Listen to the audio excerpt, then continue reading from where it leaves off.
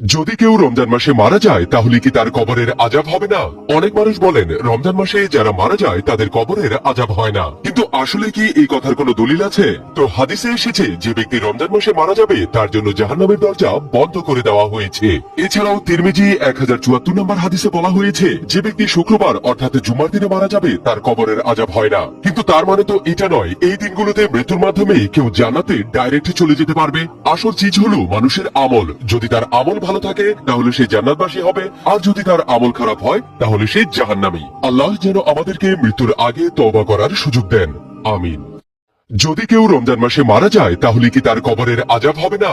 অনেক মানুষ বলেন রমজান মাসে যারা মারা যায় তাদের কবরের আযাব হয় না, কিন্তু আসলে কি এই কথার কোনো দলিল আছে? তো হাদিসে এসেছে যে ব্যক্তি রমজান মাসে মারা যাবে তার জন্য জাহান্নামের দরজা বন্ধ করে দেওয়া হয়েছে।